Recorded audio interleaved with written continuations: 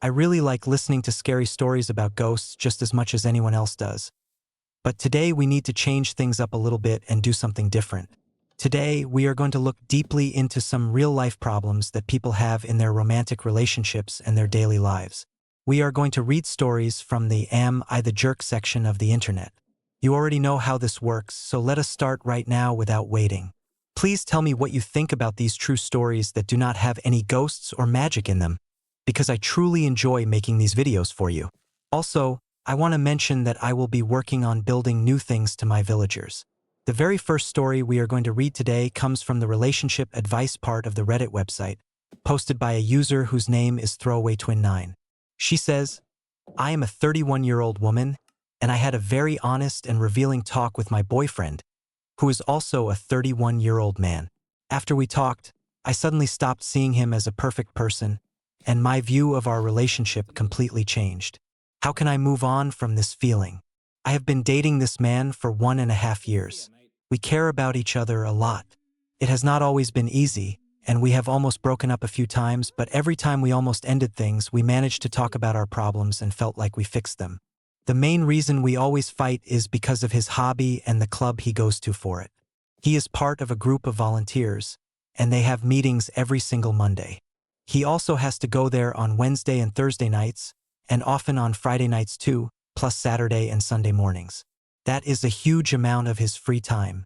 He also uses his vacation days from work and spends many weekends every year just doing this hobby. On top of all that time spent at the club, he does a lot of paperwork and admin work for them when he is not there. He has even gotten in trouble at his actual job for doing this hobby paperwork while he is supposed to be working, and sometimes he does it when we are supposed to be having nice time together. There are a lot of drama and problems at his club, and because he is a leader there, he spends so much time fixing their issues that it is hurting his mental health. He has even canceled our dates and changed our plans just to do his hobby. This has caused us to fight a lot, all because he puts his hobby above everything else in his life. He expects me to just fit into his busy schedule without complaining. I told him that this way of living cannot work forever, and we need to find a compromise. I thought we were getting better, but today something changed. I am bisexual. The local Pride parade is coming up soon, and I told him I really want to go. We did not make exact plans to go together, but he said if he had free time, he would come with me. He knows how much I wanted him to go and how important this event is to me. But later, he sent me a message saying he decided to do his hobby instead and could not come to the parade. He did say they asked him to help out and asked if that was okay. I felt like I could not say no because in the past, if I said no, he made me feel guilty for stopping him from doing his hobby. I am not that kind of person. People make their own choices and that is their right, not mine. But I asked him if he actually wanted to go to the Pride event, and he said, I would have wanted to go, but my hobby is more important. Right at that moment, something inside me just broke. This event is very important to me. It is something I was really excited about. It is something I wanted to experience. I have sat through so many of his hobby events, watched him, helped him, and supported him without complaining, even when he did not ask. But he does not do the same for me because he does not care about the things I like. It felt like he was telling me, I do not care about the things that are important to you because they are not important to me. And because of that, you are less important to me than my hobby. I did not feel mad, sad, or disappointed. Actually, I felt absolutely nothing at all. That is the main point. I felt zero emotion for him or from him. No love, no support, no friendship, nothing. I thought about all the times I gave up my time and wants to support him. And here I am, facing something huge for me, and I get nothing back. I felt empty. There was a chance for him to show he cares. He had a choice to make, but I am confused. I love him. We have gotten through hard times before. How do I get through this?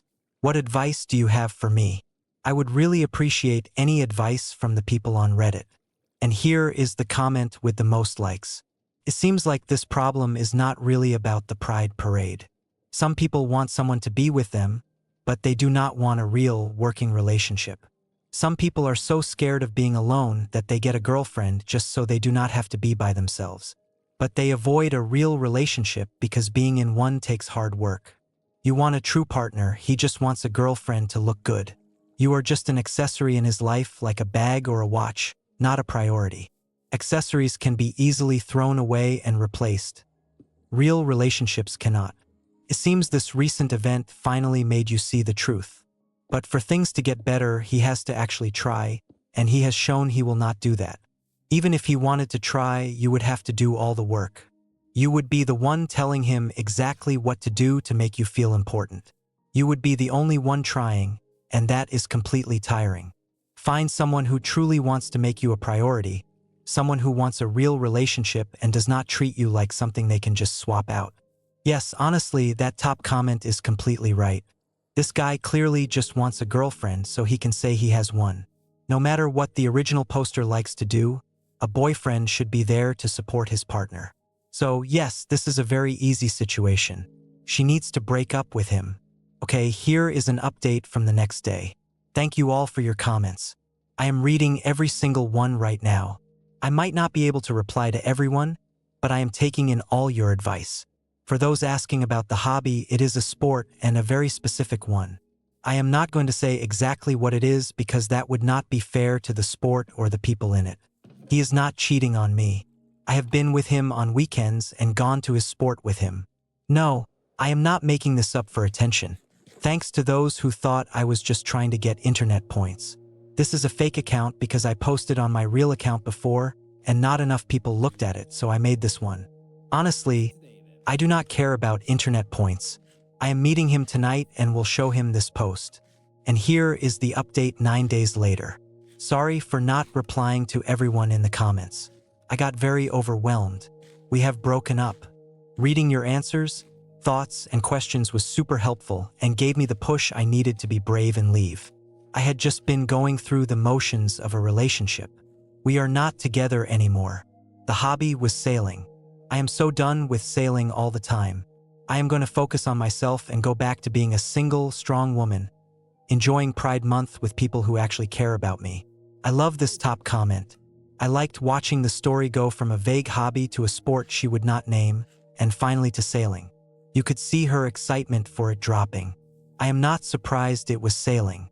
It seems like people who are really into boating make it their whole personality. Yes, that is a very strong way to end the story. Our next story for today comes from the anti-work part of Reddit, from a user named Educated Vegetable. She says, I told my job many weeks ago that I am going on a family vacation in July. I already bought the tickets, they cannot be returned for a refund, and now my bosses are panicking and begging me to cancel the trip. This whole situation is completely crazy, and I need someone to tell me if I am seeing this clearly.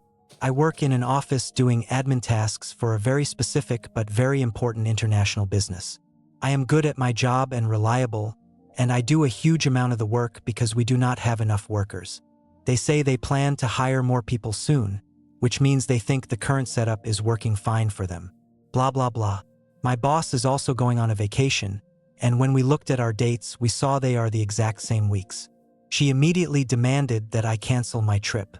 I told her I could not do that, since the tickets cannot be refunded, and I am just a small, replaceable worker in the big company machine. I never even thought about checking my boss's vacation schedule. That is not my job to worry about. She said she could say no to my time off, and if I went on the trip anyway, I would be fired. Also, for anyone who is curious, because I had to look it up myself, a cog is a person who has a small but necessary role in a huge company or system. And honestly, that is just a very mean and toxic place to work.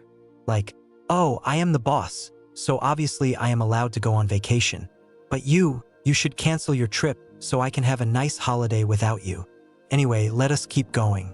I went to my boss's boss and said, let us make a plan to cover my work. They agreed and said, excellent. We then made a schedule for who would do my work, which included him sitting at my desk for a few hours every day to handle my in-person jobs, like answering questions from people in our industry and taking notes for me to answer later. I even offered to log in from home while I was on my paid vacation time for a couple of hours each day to help out. He said, great, I will show this plan to the top bosses. My boss's boss then told me that the top bosses think he is too important and gets paid too much to spend any time sitting at a front desk doing admin work. Then, the top bosses came up with a brilliant idea. They would just offer to pay to change my vacation dates.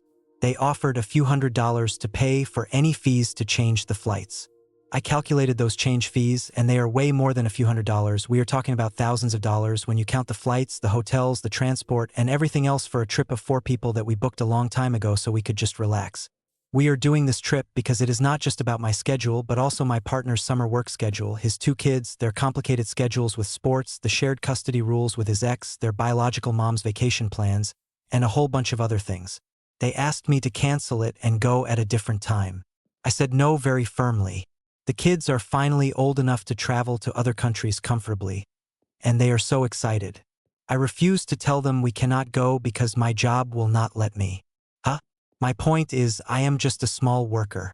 Should I have carefully checked everyone's calendar before I booked my trip? Maybe, but I am not a manager. I have never seen anything like this in my whole work life. In the past, I have told the top bosses about my vacation time at the start of the year, just like I did this time, and they just said, "Okay, great. Thanks for telling us." Why is my absence for just 7 work days causing such a huge panic in the office? There are easy solutions, like having someone from another department help for a couple of days, then someone else from a different department for another couple of days, and I offered to help from home. Plus, my vacation is in July. I told you all in February. Also, should this not be a clear sign that we do not have enough staff if the absence of just 2 people for a short time breaks everything? Did I make a mistake? Is there something I am not seeing? Any thoughts or advice would be really helpful. Here is the top comment. It is currently March, and July is 4 months away. They can calm down and make a plan. Either this company is about to go out of business, or this post is just trying to make people angry. Then the original poster replied, "Sadly, this is completely real. The company is actually growing, but 2 other workers quit and will not be replaced because they want to save money. Since they left, our department is not overstaffed anymore. The president of the company is very cheap and has successfully run the company with the absolute minimum number of workers for over 20 years. He is the type of guy who will present a huge, grand idea to his workers, who he probably just sees as lower than him, and expects it to happen perfectly. If someone questions him or tells him it will not work because of a specific problem, he gets so mad that they are asking him to explain himself or listen to their ideas that he just gets more stubborn. Luckily, as just a small worker, I do not have to deal with his anger, but my boss and her boss do, which is why my boss got so emotional at the start of this whole thing. I would quit, but jobs in this specific industry with my skills and in my area are very hard to find. Plus, I am really good at my job. Okay, here is the next update over a month later. An interesting new thing has happened in this ongoing story. Some time has passed, and the top bosses are now begging me to reconsider, reschedule, or cancel my vacation plans, doing anything to make sure I am there during the 5 days our schedules overlap. The overlapping time is only 5 work days. They keep insisting that they must put the needs of the business first and are offering to pay the rescheduling fees that cost thousands of dollars. They keep asking me to show them or explain my personal calendar to pressure me into changing my trip or coming home early to cover some of the time. They keep saying, "But you understand how busy it gets. Look at your work scores." On top of this, 2 people have quit the department in the last 2 months, and we have been told that no new people will be hired. The reason they are not hiring anyone is that I have taken on most of the extra work. And, that is fine. We do not need more staff. Great. The truth is, I know exactly how hard the work gets. That is exactly why I booked a family vacation during the slowest time of the year and told you all back in March that I would not be there. I was not asking for permission. I feel like I am going crazy with 6 different people telling me I am being unreasonable, stubborn, and making a hard situation for them. I even made a temporary plan with other departments to handle my work while I am gone, again just for 5 days, and was told it would not be considered because other departments are already short-staffed. It really makes me feel like all the people problems are being pushed onto me. The fact is, I am currently looking at the job market, and it looks bad. Signs of a recession are flashing red. Sure, I could get a new job, but not at my current pay level or in my field right away. I am seriously thinking about making my family trip shorter so I can come home early. Should I stand my ground or let myself be bullied into changing my vacation plans just to keep my job safe? I am truly asking for advice because the stress is making me feel like I am actually losing my mind. Here is the top comment. Take your vacation. Tell them clearly that if the business cannot survive without you for 7 days, what will happen to it if they fire you and you are gone forever? And then the original poster answered, I did exactly that. They told me I was a valued worker but ultimately replaceable, and suggested I start looking for a different job. Absolutely not. Honestly, it would be good for you if you could find another job, even if it means taking a small pay cut. Yes, that is completely crazy. Forget about the job itself. The stress coming from this position is probably taking years off your life. Okay, here is the final update another month later. Final update. Hopefully, I linked the old posts correctly. My huge thanks to everyone who commented or talked to me on the old posts. I read all the comments, thought about them, and they gave me many new ways to look at things I had not thought of before. So, thank you. Basically, I gave my employer lots of warning months ahead of time about my upcoming vacation. They needed someone to cover my work for 5 days and told me that if I went on my trip, my job would be gone when I got back. Impressive. After thinking about it for a while and seeing your encouraging comments, I made the choice to look for a new job in my same industry. It is a very specific field, so the big companies generally know each other or have met. I reached out to a company that sells things to my current company, and they quickly offered me a completely work-from-home job at the exact same pay. They said I could start right away at a later date or whenever was best for me. They are very happy to have me join their team. They said I have a great professional reputation, and all our times working together as a client and vendor were good. Also, because they were a vendor, they were not allowed to contact me to offer a job, but they were thrilled that I reached out to them first. I am absolutely overjoyed. I gave my current employer a month's notice. I will be training the person replacing me over the next 2 weeks, taking a short break, and then starting my new work-from-home job. And I get to keep my vacation without any problems. Overall, I am extremely happy with how everything worked out, and I am not sure I would have looked for new opportunities if my current employer had not treated me so badly. So honestly, I owe them a thank you for opening my eyes.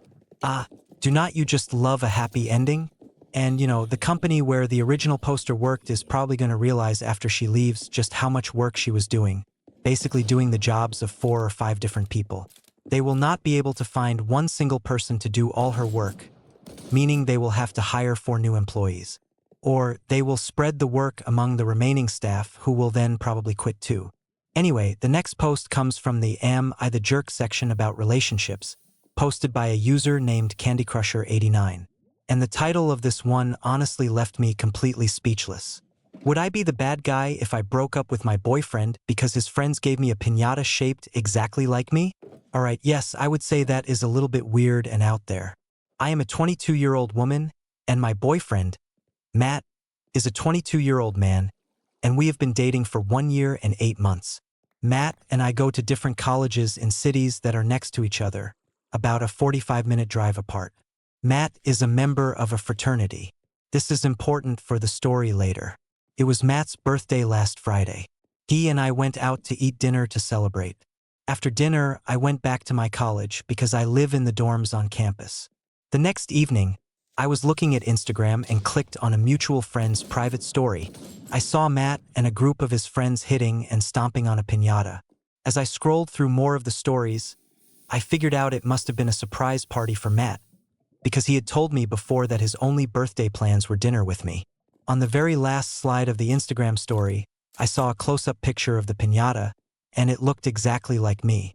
From the hair color to the skin color, even down to my nose ring, there was no doubt it was supposed to be me.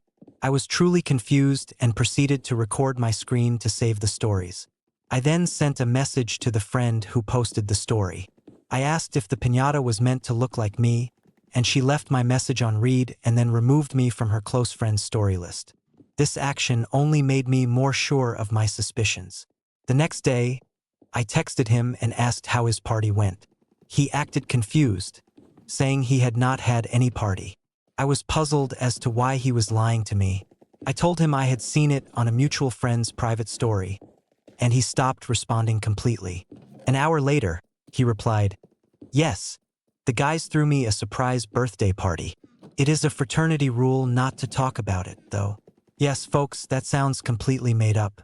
It was then that I asked about the piñata shaped like me and sent him the video of him and his friends destroying it. He insisted it was not me, but just a random piñata the guys had found. I told him to stop lying and said it was definitely me. I told him how deeply hurt I was that he would let his friends do such a thing. His only answer was that they would kick him out of the fraternity if he did not go along with it. I also asked why I was not invited if his fraternity had really thrown him a surprise party. I was only about 45 minutes away. I knew it was not because it was an all-male event because the mutual friend who posted the story was a girl who goes to his college, and I saw several other girls there in the story. He stopped talking to me and has not since. It has been a full day with no contact. I am seriously thinking about ending our relationship over this. I have caught him lying before, but this is just too much. The video of him and his friends stomping on the piñata was deeply disturbing, especially to discover my face was on it. We had been talking about moving in together after we graduate, but honestly, I am not sure anymore. Would I be the bad guy if I ended our relationship because of this? Ooh, girl, is that even a question? Alright, let us start with the first worrying thing. He has lied to you before. Okay, your boyfriend is a liar. He was stomping on a piñata that looked like you, and I am imagining it had the original poster's actual face printed on it or something. Yeah. No, that is a huge problem. I am going to make a guess here and suggest that there is not a good future for staying in this relationship. Would you all stay with him? Let me know in the comments. I truly hope you would not. Okay, here is the update 4 days later. Hello, everyone. Thank you for all the comments and messages. I have read every single one of them, and I am truly grateful for all the advice. Matt texted me back after a full day of ignoring me. He finally admitted that, yes, the piñata was indeed meant to look like me. He claimed it was just a joke and was meant to be funny. I explained to him how disrespectful and disturbing that was. I ultimately ended our relationship, telling him that I would not stay with a grown man-child who would disrespect me just for his and his friends' amusement. He completely lost control and begged me to stay. He offered apologies and said he did not want to lose me and so on and so forth. After I made it completely clear that I would not take him back, he actually sent me a video of him kissing the mutual friend I mentioned earlier. I am not sure what the point of that was. Maybe just a final mean message. Honestly, I could not have cared less at that moment. It was then that I fully understood how immature he is. I simply deleted his number from my phone. So yes, most of you were right. He was indeed cheating on me. I am incredibly grateful that I did not move in with that absolute nuisance and that I finally saw him for the immature boy he truly is. And yes, I will be sending the video to the university, though I have no illusions they will do anything meaningful about it. But that, in essence, is the update. My sincere thanks once again for all the encouragement and kind words you have offered. They truly mean a great deal to me. Alright everyone, the main lesson from this whole ordeal is this. If you find yourself dating someone named Matt, show him the door. Matt is simply not worth the trouble. The next submission comes to us from the legal advice section of the internet, posted by the user Mental Estimate 2462. The question asked is, can I kick out my house guest less than 3 weeks into a planned 6-week stay? The location given is Westchester County, New York. I had originally agreed to let a friend of a friend stay at my place for 6 weeks while they were in town for a work seminar.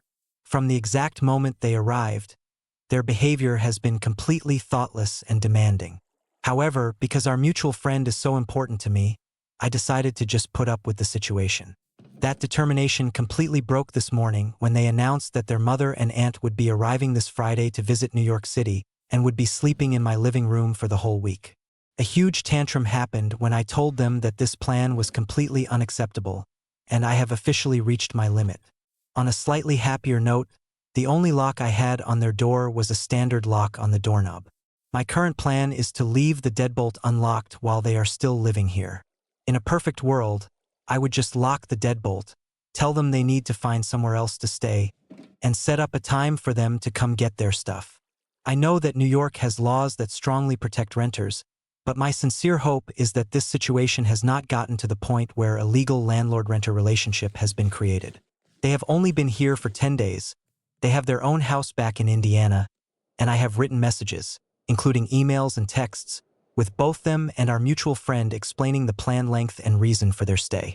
I am hopeful that all of this will help my case, but I am truly unsure of what to expect if they try to fight me on this. So, the question remains, am I allowed to bar this person from entering, tell them to leave, or would doing that have terrible legal consequences for me? Thank you for your help. An edit was later added to clarify that the visitors were his mother and his aunt. The original poster admitted to typing faster than thinking when initially submitting the query. The poster then shared a summary, stating they would skip the legal jargon comments and directly share that they are indeed allowed to kick the guest out because the stay is less than 30 consecutive days. Here is a follow-up update 3 days later, still in New York. My guest has left and gave me back my keys as of last night. I highly doubt they were able to make copies of the keys, but I will be making sure the deadbolt stays locked just to be safe.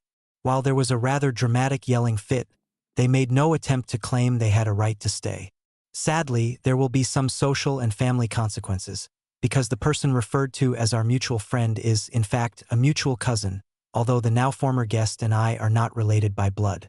That detail did not seem important to my immediate problem, and I was trying to be brief at the time, but it will probably cause ongoing drama.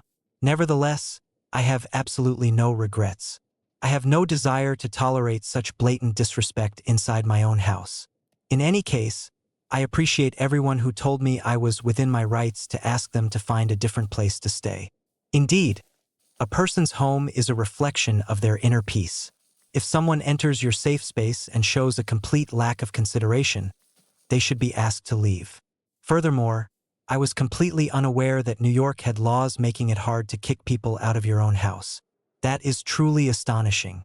The next submission comes from the subreddit about weddings, from the user MoneyDonut7375, with the title "Mother-in-law invited people we don't know to our wedding. She won't uninvite them because that's embarrassing." The poster starts by apologizing for the long post, emphasizing the need to give enough background. The poster and their fiancé, a straight couple in their mid-20s, got engaged in January of 2025 and are planning their wedding for the spring of 2026, which is very soon. Wedding planning has been nothing but a struggle. It seems like everyone has a fixed idea of how wedding planning should happen. For context, I am personally paying for 75% of the wedding costs, with the remaining 25% being paid by the parents. While the parents tend to act like they are paying for the whole thing, I was able to handle my own parents' behavior and set clear rules. However, dealing with his parents, especially his mother, has proven to be extremely difficult, even for tiny details. To give an example, my fiancé and I went to look at wedding venues by ourselves. His parents were very unhappy that they were not there for the first tour, showing a lot of distress. As a fix, I arranged a second tour just to accommodate both sets of parents. A simple fix. I mentioned I wanted to use wax seals on our invitations, having already bought the supplies. However, my mother-in-law insisted on using different supplies and applying the seals in her preferred way. I talked about the planned schedule for the wedding day. The event is planned to run from 3:30 in the afternoon until 9:30 at night. Everyone must leave the venue by 10 o'clock at night because of noise rules. The party is going to be held outside. My mother-in-law expressed her disappointment, stating that 6 hours was apparently not enough time. My mother-in-law bought a gift for my fiancé from Bath & Body Works, including lotion, body wash, and a candle from their wedding collection. She demanded that my fiancé must use these products on the wedding day, calling it a very important moment. The biggest fight so far has been about where the ceremony will be. Both my fiancé and I were raised Catholic but chose not to have our wedding ceremony inside a church. My family has no problem with this. Many of us have stopped going to church. His family, however, expressed deep disappointment, begging and pleading with us to please pray about it. God will still love you, but would not it be wonderful to have God's blessing? My brother, who is a Pentecostal pastor, will be the one performing the ceremony. Now, regarding the guest list. Both of our families are quite large, which would initially put our guest count at 100 people just for the immediate family members. Parents, siblings, grandparents, aunts, uncles, and cousins. Including friends and specific plus ones, we would reach about 150 guests. This is a huge number. My parents asked if they could invite some of their friends. The answer was no because we were at our maximum capacity. They showed some annoyance but did not push the issue further. However, the situation with his parents is different. Without my fiancé or me knowing, my mother-in-law had forwarded our save-the-date announcements to several members of her extended family whom we do not know. We only found out about this in November. She asked to look at the guest list during Thanksgiving dinner to make sure everyone who should be invited was on it. This immediately raised a warning sign for me. We told her the names of the people who were invited, at which point she started listing names we had never heard of. We expressed our confusion and stated that these people were not invited. She became visibly upset and started an argument with my fiancé, claiming that these were the most important people to her and that she had already invited them. He responded that it was not her right to invite guests to our wedding. I stayed quiet, but my facial expression showed what I was thinking. They argued back and forth for a long time, but no solution was reached. I subtly signaled to my fiancé that we should pause the conversation and talk about it later. We ended the discussion by telling my mother-in-law that we would deal with it after Thanksgiving. Well, we never actually talked about it again. My fiancé tried to make a plan with his father, thinking that if he could get his dad on his side, it would make the conversation with his mom much easier. However, both parents avoid conflict and preferred to just ignore the situation completely. Apparently, my mother-in-law complained to my father-in-law about the guest list for a long time, which caused her a lot of distress. My father-in-law eventually got annoyed and frustrated. He sent my fiancé a text message telling him to just invite the extra guests. My fiancé said no, but they kept pushing. I told my fiancé to keep handling the situation himself, since it was his parents. However, I made a rule that if his parents involved me directly, I would then take control. He said he really wanted to avoid that happening. 3 days ago, it happened. She involved me directly. My mother-in-law sent a group text message to both my fiancé and me. She started strongly, saying, "I have been thinking about the people in my life who truly matter to me and whom I would like to invite to your wedding." To summarize, she brought up the sad circumstances of losing both her parents, her father when she was 11 and her mother in her mid-20s. She emphasized that these people represent a connection to her parents and have been at every major family event. I have not met these people in the 7 years we have been a couple, and my fiancé said he has only met them a few times. She even suggested that not everyone who has been invited will be able to come, implying there should be plenty of room for extra guests. She had already invited them and they were reportedly very excited. She even gave them hotel block information 7 to 8 weeks after we had initially told her they were not invited. She said it would be extremely awkward for her to cancel these invitations after she had already made them. She is praying for our permission to let them attend our wedding. His parents did offer to pay for any extra costs. We have not replied yet. From my point of view, this is not about money, but rather about respect. We have spent months telling his parents how we pictured the wedding, yet they have failed to show us the respect we deserve. They care more about their own feelings. My mother-in-law is upset that the wedding is not happening exactly as she imagined, and my father-in-law just wants her to be happy. I understand my mother-in-law's situation and the deep loss of her parents many years ago. I also lost my mother 4 years ago, followed by my brother less than 2 years later. It is a hard reality that there are people who cannot be there, and this is out of our control. However, this does not give her the right to dictate who we must invite. While she is the mother of the groom, she is still just a guest. Guests do not have the right to dictate what the wedding looks like. She has already crossed many boundaries, and it is not my job to fix the mistakes she made. I told my fiancé that, since it is his family, the final choice is his, and I will support him fully. He said he is leaning towards giving in just to end the constant fighting, but I think that sets a bad example. He does not want these people there.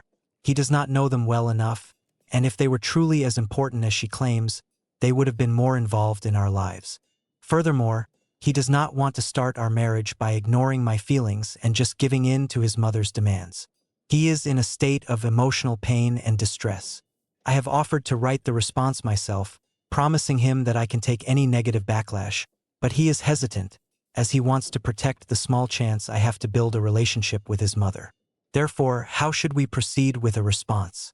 We agreed that any communication should be in writing, as most of our past talks have been verbal and easily misunderstood. Writing it down will ensure it is clear.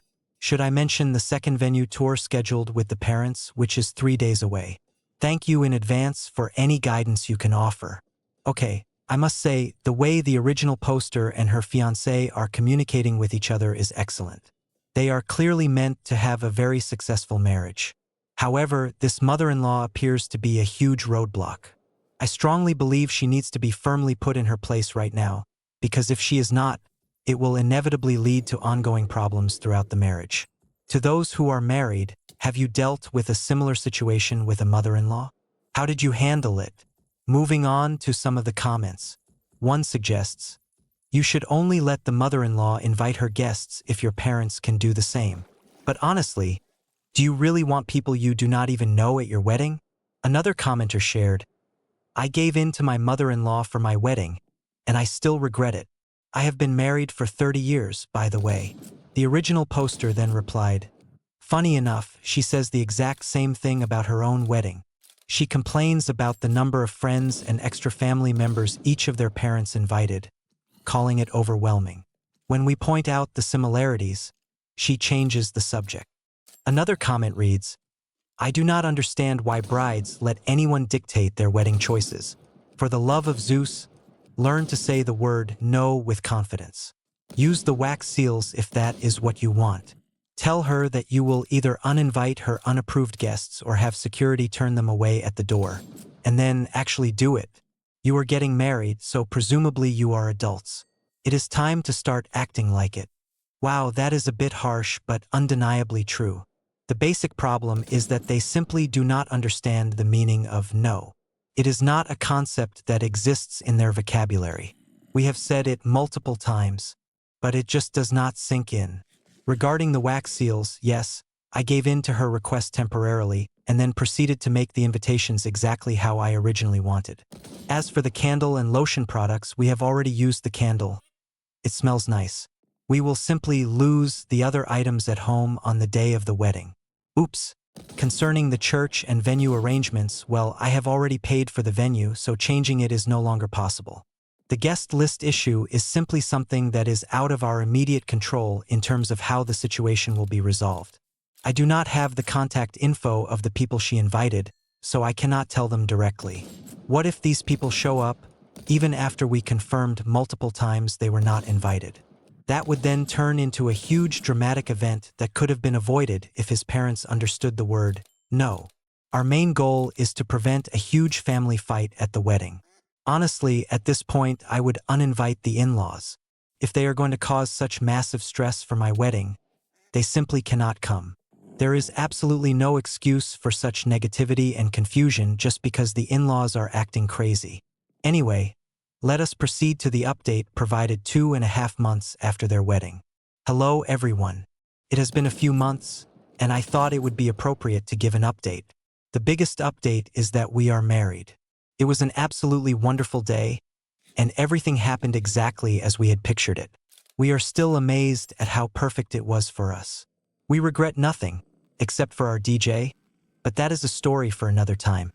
Regarding our interactions with my mother-in-law and her guest list requests, the day after my first post, my now husband sent a short text message to both of his parents stating that her extended family was not invited and that we were ending the discussion on the matter.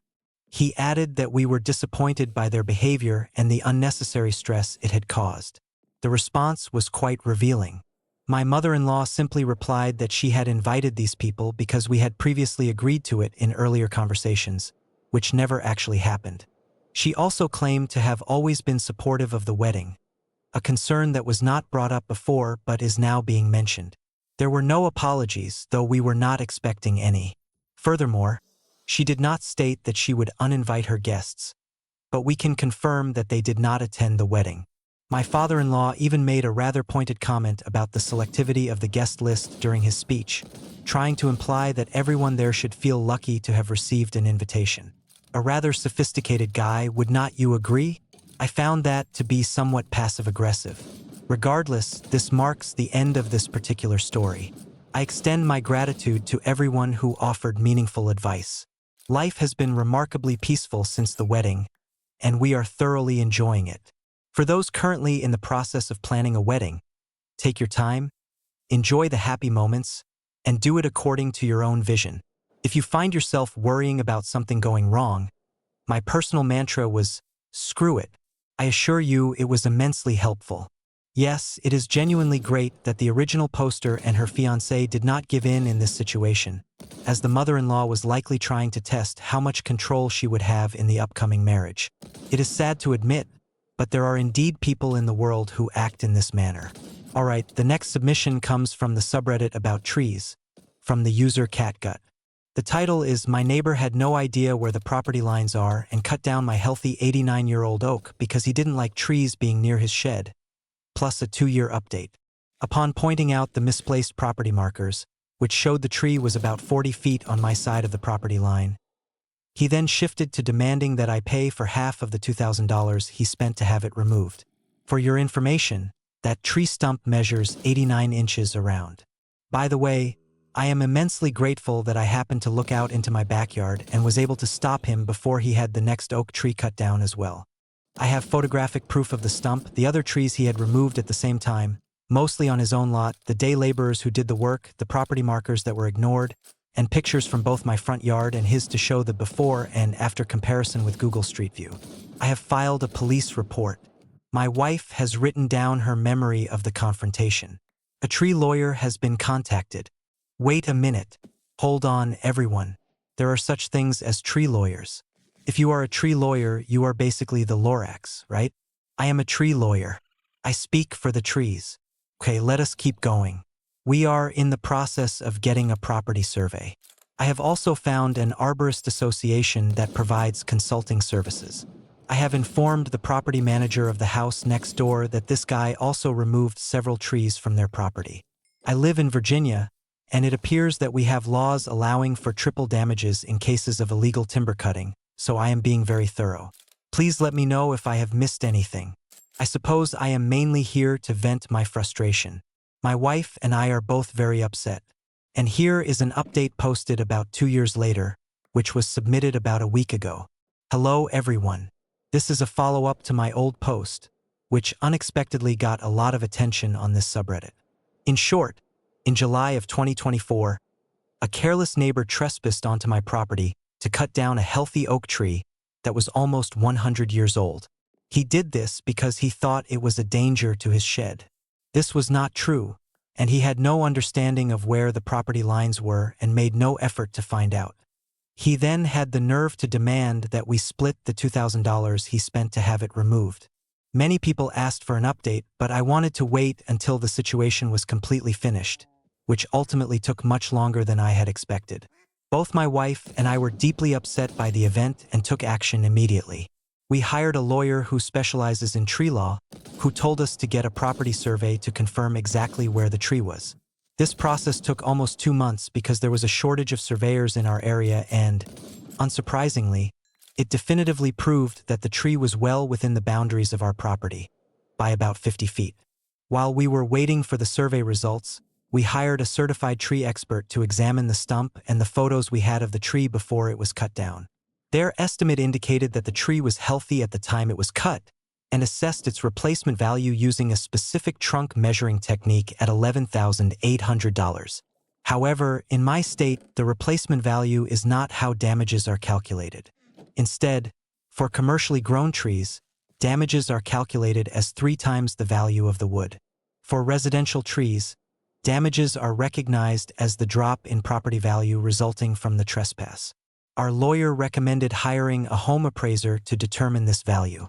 Alright, it would take me an exceptionally long time to read the rest of this, and it is surprisingly long when it comes to tree law, which I did not know existed. Therefore, I will read the short summary. The neighbor demanded that we pay him $1,000 for his actions. The neighbor then consulted his own lawyer. The neighbor ended up paying us $7,000.